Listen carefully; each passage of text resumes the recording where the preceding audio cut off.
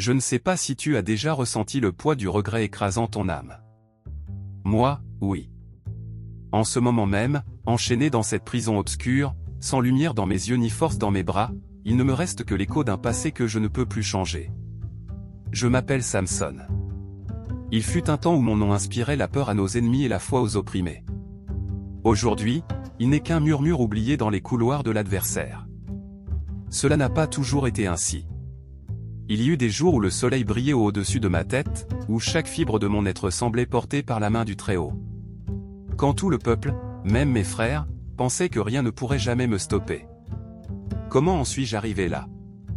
Comment un homme destiné à libérer son peuple finit-il par moudre du grain comme un esclave? Je n'ai pas de réponse facile.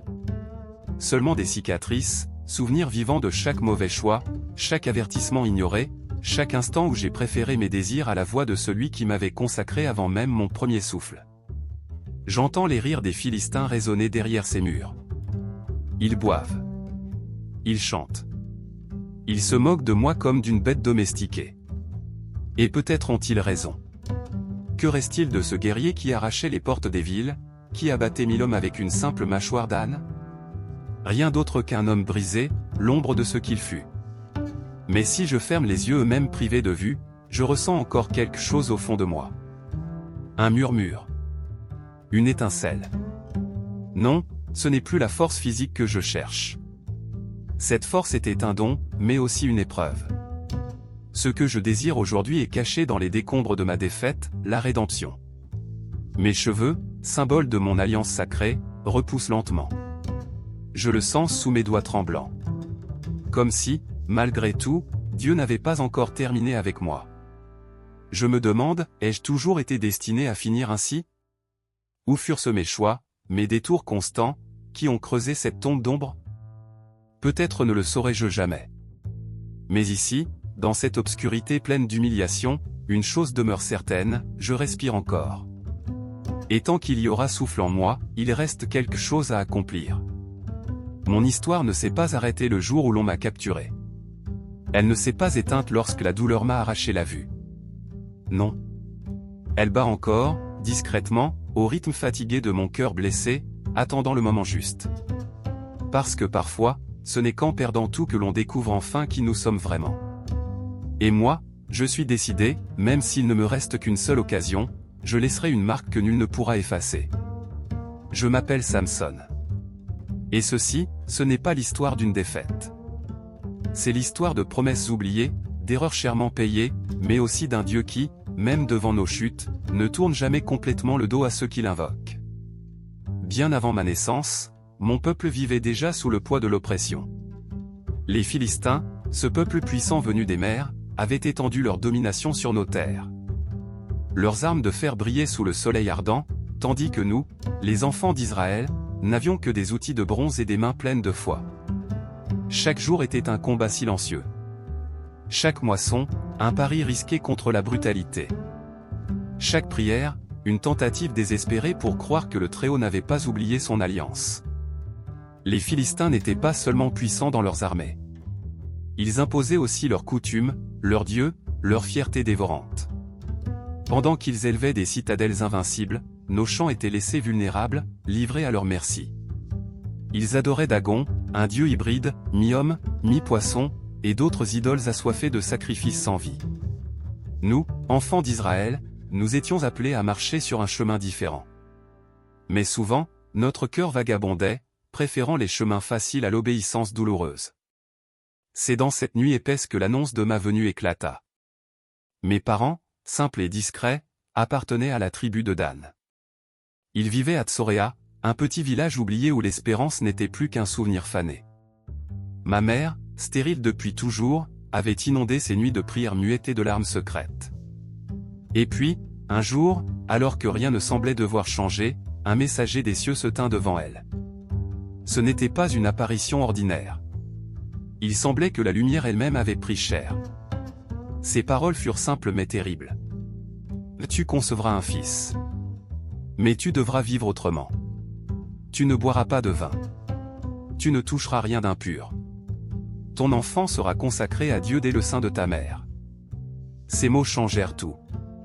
Ce fut le début d'une histoire écrite non avec la force des armes, mais avec la fragilité d'une promesse divine suspendue entre le ciel et la terre. C'est ainsi que tout a commencé. Je ne serai jamais comme les autres. Dès le premier souffle, un poids invisible m'était confié à un fardeau que je ne pouvais encore comprendre. Un vœu sacré me séparait. Je ne couperai jamais mes cheveux. Je ne boirai jamais de vin. Je ne toucherai jamais la mort. J'étais appelé à être naziréen, mis à part pour une mission que même mes parents avaient du mal à saisir entièrement.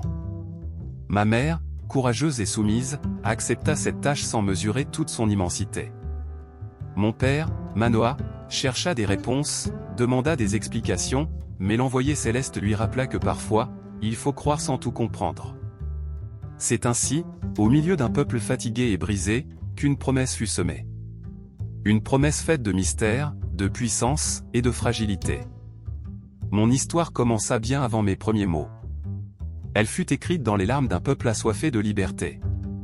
Et dans la compassion d'un Dieu qui refusait d'abandonner son œuvre. Dès mon enfance, il fut évident que je n'étais pas un enfant ordinaire. Alors que les autres garçons jouaient sans souci dans les champs, je grandissais sous des règles strictes qui guidaient chaque geste, chaque décision. Ma mère me surveillait avec un regard mêlé d'amour profond et d'inquiétude silencieuse. Elle savait que ma vie portait une mission sacrée que moi-même, petit garçon insouciant, ne pouvais encore concevoir. Chaque bouchée que je mangeais, chaque gorgée que je refusais, chaque geste quotidien me rappelait que je n'étais pas libre de choisir ma voie. À mesure que mon corps grandissait, une force étrange s'éveillait en moi. Quand mes compagnons tombaient d'épuisement, je demeurais debout. Quand ils reculaient devant les fauves, moi, je m'avançais sans réfléchir.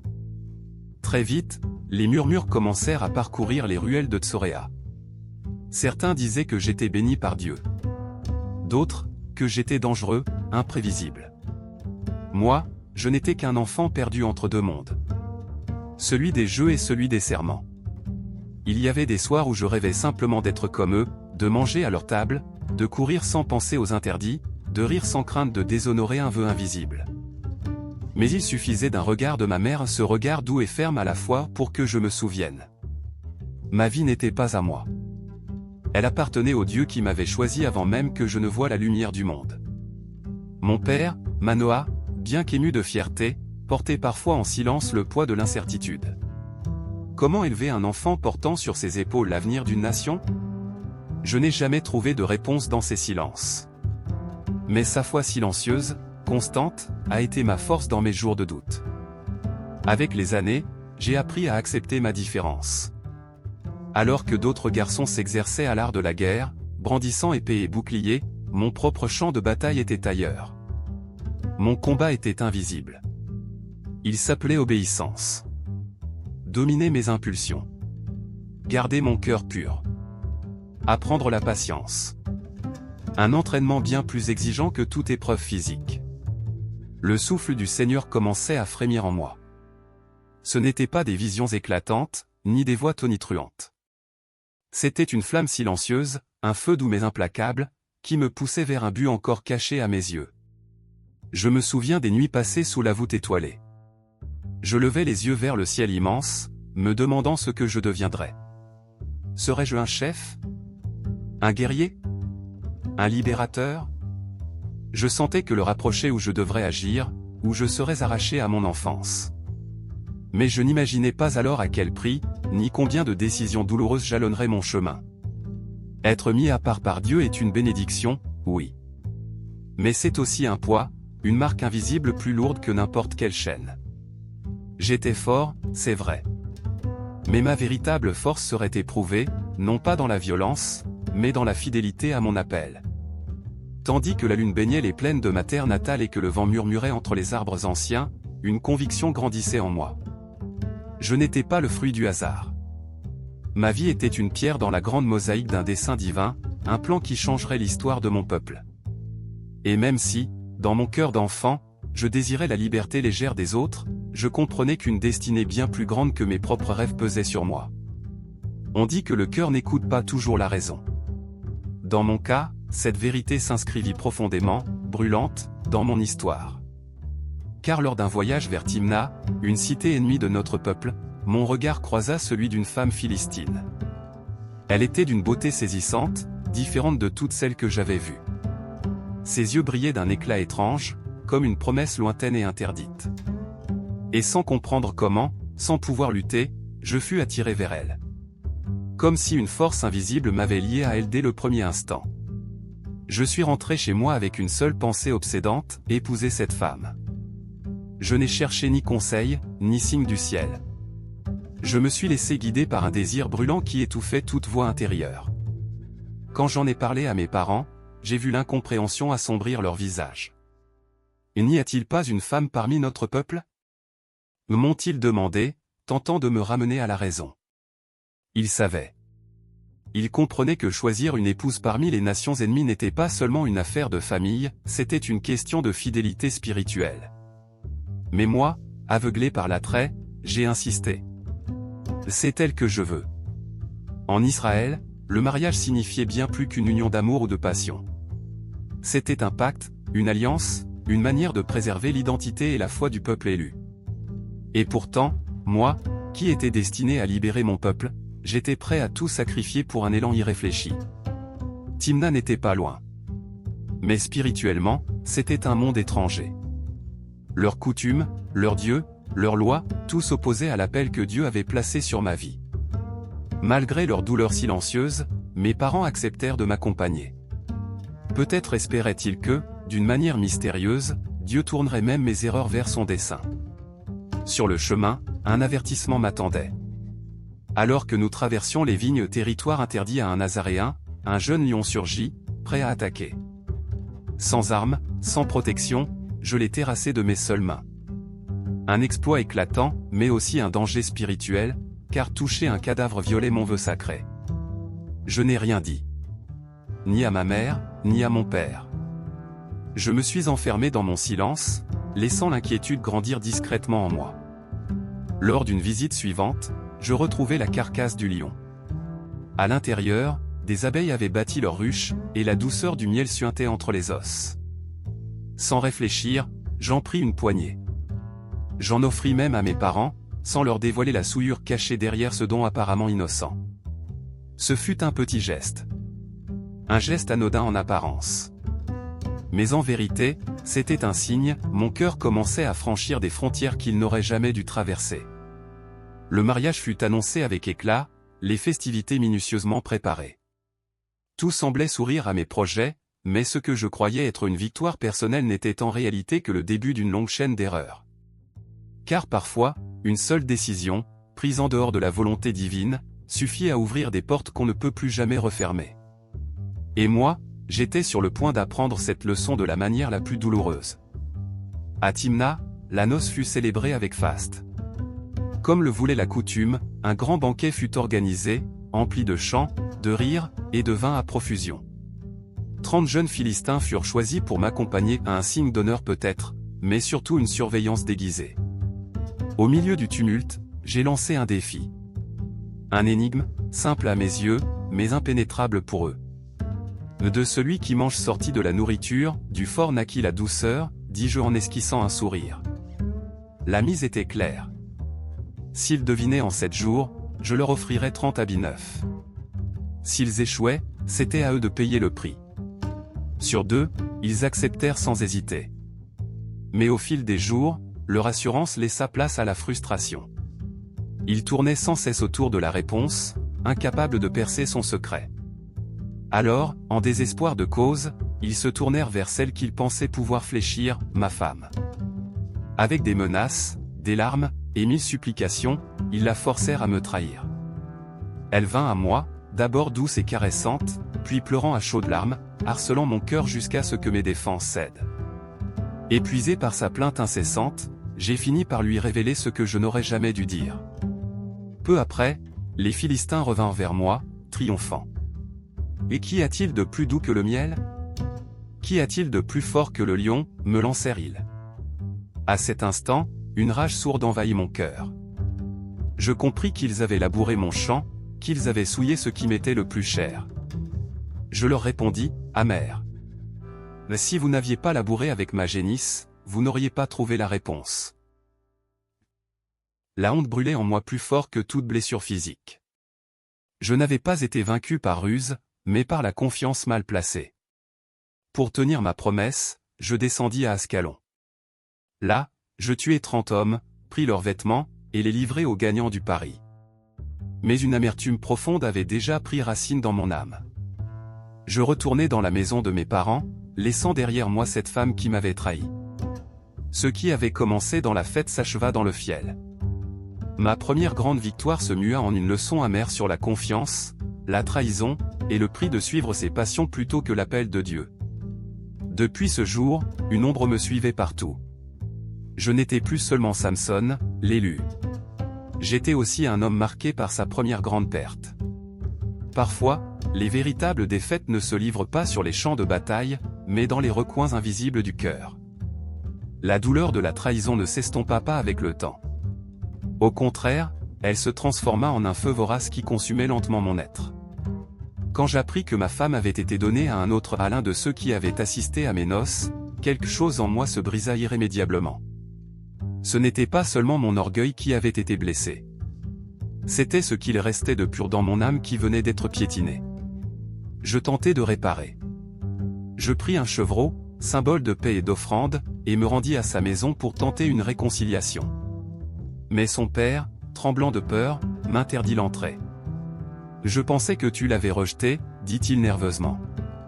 C'est pourquoi je l'ai donné à ton compagnon. » Puis, comme pour étouffer l'affront, il me proposa sa fille cadette. Comme si un cœur brisé pouvait être recousu avec un autre visage. La fureur s'empara de moi. Pas une colère passagère. Un torrent, un cri intérieur qui exigeait justice. Alors, je décidai d'agir. Je parcourus les champs avec patience et détermination, capturant des renards, un par un. 300 au total. Je liai leur queue 2 par 2, y attachant des torchers enflammés, et je les lâchai dans les champs des Philistins. Le feu se répandit comme une malédiction.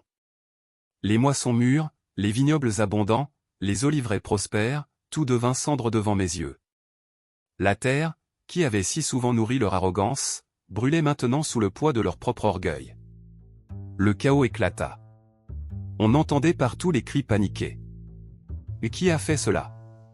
Il n'y eut pas longtemps à attendre la réponse.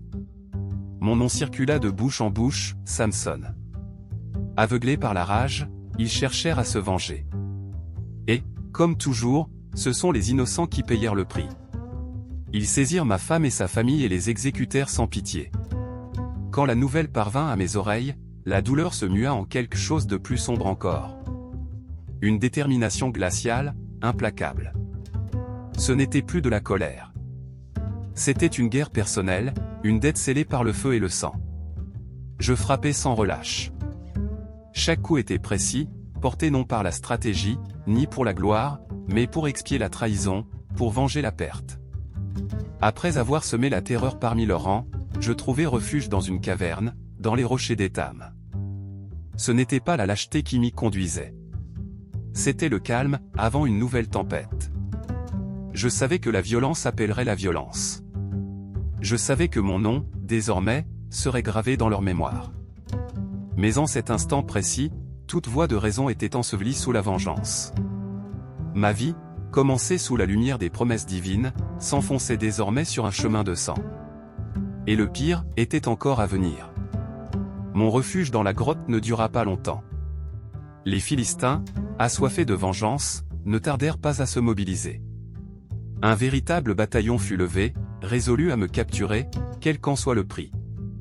Mais le pire fut que mon propre peuple, Juda, cédant à la peur, choisit de me trahir. Ils vinrent à moi, 3000 hommes, non pour m'aider, mais pour me livrer. Ne sais-tu pas que les Philistins règnent sur nous?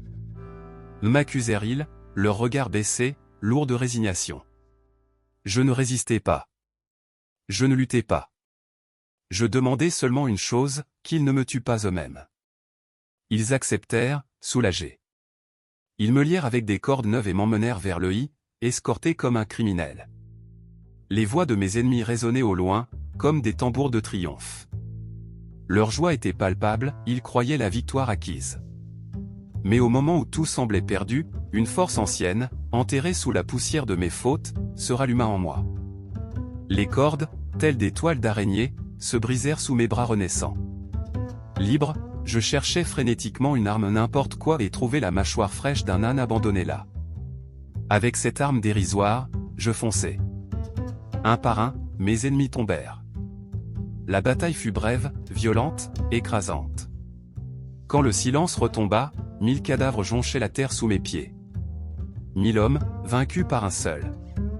Épuisé, mais animé par un feu intérieur, je criai. Avec une mâchoire d'âne, j'ai fait des monceaux, avec une mâchoire, j'ai abattu 1000 hommes. Cette victoire fut gravée à jamais dans les mémoires. Mon nom, déjà connu, devint légende. Pourtant, alors que le peuple chantait mes louanges, quelque chose de plus subtil grandissait en moi. L'orgueil. Je commençais à croire que ma force venait de moi seul. Que mes triomphes étaient le fruit de mes propres mains. J'oubliais que chaque victoire avait été l'œuvre de l'Esprit du Seigneur, et non de mon mérite. Cette victoire-là ne me rapprocha pas de mon appel. Elle planta, au contraire, les premières graines de ma chute. Nommé juge en Israël, je gouvernai pendant 20 ans. Mais, lentement, mon cœur s'éloigna de la source véritable de mon pouvoir. Je cessai de chercher la voix de Dieu. Je cessai d'écouter. Je cessai de dépendre de lui. Même si mes ennemis redoutaient mon nom, une défaite plus insidieuse germait en silence. Mon apparence restait celle d'un héros invincible. Mais à l'intérieur, la muraille de mon âme se fissurait. Et sans le savoir, j'approchais du jour où mon orgueil me coûterait tout. Car souvent, derrière les plus éclatantes victoires, se cachent les semences des tragédies à venir. Et moi, j'étais déjà en train de récolter ce que j'avais semé. Ce fut dans la vallée de Sorek que je la vis. Dalila. Son nom semblait doux, mais son regard cachait une ruse que même ma force ne sut discerner. Elle n'était pas comme les autres. Beauté, charme, détermination, tout en elle promettait le réconfort, mais tissait la trahison. Aveuglé par ma propre arrogance, je crus pouvoir jouer avec le feu. Je crus pouvoir maîtriser le danger. Je me trompais. Dalila devint mon refuge, ma confidente, ma plus éclatante faiblesse. Je me livrai entièrement à sa présence, étouffant les murmures d'avertissement qui me hantaient lors de mes nuits solitaires. Ce que j'ignorais, c'est que les chefs philistins avaient déjà tissé leur toile. Ils virent en elle l'instrument parfait pour me capturer. En échange d'une immense récompense en argent, ils lui proposèrent de découvrir le secret de ma force. Elle accepta sans hésiter. Dalila, avec sa voix douce et ses caresses apaisantes, entama son jeu mortel. Encore et encore, elle me demandait. D'où te vient ta grande force? Comment pourrions-nous t'attacher pour que tu ne puisses t'enfuir? Au début, je me moquais d'elle. Je lui donnais de fausses réponses, l'entourant de mensonges, sûr de garder le contrôle. Elle essaya tout ce que je lui disais, cordes neuves, ligatures spéciales, mais chaque fois, je les brisais comme des fils de paille. Chaque échec la rendait plus insistante, plus amère. Sa tendresse se mua en pression. Ses paroles sucrées en reproches acides. Comment peux-tu prétendre m'aimer si tu ne me fais pas confiance? Sanglotait-elle, larmes coulant sur ses joues. Jour après jour, ses paroles creusaient en moi, goutte après goutte, comme l'eau ronge la pierre. La patience que j'avais autrefois se consumait lentement. Ma résistance faiblissait. Finalement, épuisé par son insistance incessante, je dévoilai ce que j'aurais dû garder secret. Depuis ma naissance, je suis consacré à Dieu. Si l'on coupe mes cheveux, ma force me quittera. Dans ses yeux, je vis briller une étincelle de triomphe à peine dissimulée. Elle n'était plus simplement une amante, elle était devenue une chasseuse ayant capturé sa proie. Cette nuit-là, tandis que je dormais, la tête reposant sur ses genoux, elle appela un homme. En silence, il coupa mes cheveux. Avec eux, on me vola ma force, mon identité, ma mission. À mon réveil, j'essayais de me libérer comme auparavant. Mais quelque chose avait changé. Ce n'était pas seulement la vigueur de mes bras qui avait disparu. Dieu s'était retiré de moi. Dalila, autrefois ma délice, devint l'instrument de ma chute. Ce ne fut ni l'épée, ni l'armée ennemie qui me vainquirent. Ce fut ma propre cécité, déguisé en amour. Mon histoire de défaite ne commença pas par un cri de guerre. Elle commença par un murmure au creux de l'oreille. Et maintenant, enchaîné et humilié, je comprenais que j'avais vendu mon destin contre un moment de plaisir. Le rugissement de la foule résonne encore dans mes oreilles. Captif, sans force, je fus livré comme un trophée à ceux que j'avais autrefois méprisés. Leurs mains brutales me saisirent, craintives que je retrouve mon pouvoir. Mais non. Ma force m'avait quitté, tout comme l'esprit du Seigneur qui autrefois m'accompagnait. La première chose qu'ils firent fut de m'arracher la vue. Leurs couteaux cruels éteignirent à jamais la lumière de mes yeux. Mais l'obscurité n'envahit pas seulement le monde autour de moi. Elle s'installa aussi dans mon âme. Enchaîné, humilié, je fus traîné jusqu'à Gaza. Là, ils me forcèrent à accomplir les travaux les plus vils, comme une bête de somme. Je devins un spectacle de misère, un trophée vivant de leur victoire sur Israël. Jour après jour, je tournais autour d'un moulin, broyant du grain. Chaque pas, chaque tour de roue, était une nouvelle blessure ouverte. Chaque souffle me rappelait l'homme que j'avais été, et celui que je n'étais plus. Le silence m'entourait. Un silence épais, pesant, où j'étais seul face à mes fautes, mes choix égoïstes, mes trahisons contre la foi de mes pères. Dehors, mes ennemis célébraient, certains que leur Dieu avait triomphé du mien. Et moi, réduit à l'ombre de moi-même, je m'accrochais à une étincelle ténue. Tandis que mes pieds suivaient inlassablement ce cercle humiliant, un miracle discret se produisit. Mes cheveux commencèrent à repousser. C'était une lueur. Un signe. Peut-être que, malgré ma chute, l'Éternel n'avait pas encore tourné la page de mon histoire. L'obscurité de mes jours n'était pas seulement l'absence de lumière. Elle était la conséquence de décisions impulsives, de chemins abandonnés. Dans la solitude de ma cellule, sans acclamation, sans exploit, j'entendis une voix différente. Pas le cri des foules, ni le fracas de la bataille. Un murmure intérieur. Un appel oublié. Je compris que ma force n'avait jamais été la mienne. Elle n'était ni dans mes muscles ni dans mes victoires passées. Elle était un don. Une responsabilité sacrée que j'avais méprisée. Chaque tour du moulin était devenu une confession muette. Chaque pas, une prière silencieuse, portée vers le ciel. Je me souvenais alors de promesses murmurées dans l'innocence de mon enfance. De vœux enterrés sous la poussière de mon orgueil. Dans ma misère, sans rien à offrir, je levai mon esprit vers l'Éternel. Je ne demandais ni vengeance, ni richesse, ni gloire. Je demandais seulement d'être vu. D'être encore compté parmi ses fils. Et dans le secret, mes cheveux repoussaient. Telle une promesse que, même brisé, il restait un chemin vers mon véritable destin. Là, au plus profond de ma honte, je découvris une vérité que je n'avais jamais comprise.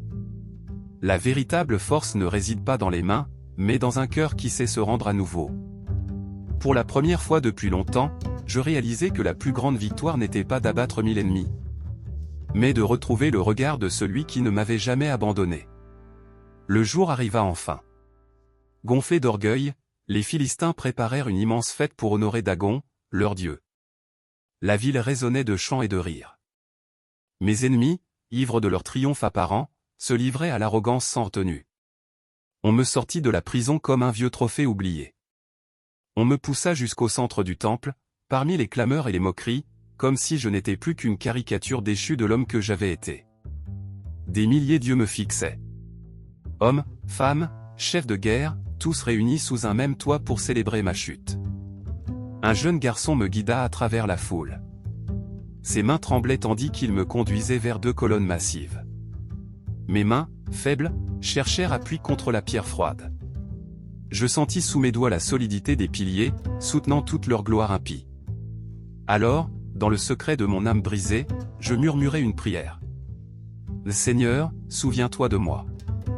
Accorde-moi ta force, une dernière fois, pour venger tout ce qu'ils m'ont volé. Je ne demandais ni gloire, ni survie. Je ne désirais qu'une chose, justice. Rassemblant tout ce qu'il me restait de force, je poussai de tout mon être contre les colonnes. Un craquement sourd traversa l'air. Les rires se figèrent, remplacés par un cri unique de terreur. Le temple commença à trembler. Les murs, les piliers, la fierté même des Philistins, s'effondrèrent dans un vacarme assourdissant. Et tous, sans distinction, furent ensevelis sous les décombres. Dans ma mort, j'accomplis enfin ce que ma vie dispersée n'avait fait qu'effleurer, le dessein pour lequel j'avais été choisi. Je mourus parmi mes ennemis, mais mon esprit s'éleva libre, sachant qu'à la fin, je n'avais pas été oublié par celui qui m'avait appelé depuis le commencement. Ainsi se termine mon histoire. Non dans un cortège de victoires humaines, mais dans une rédemption silencieuse, gravée entre les ruines et l'espérance éternelle. Mon nom se perdit sous les pierres brisées du temple. Mais l'écho de mon existence résonne encore. Je ne suis pas seulement rappelé pour ma force ou mes victoires.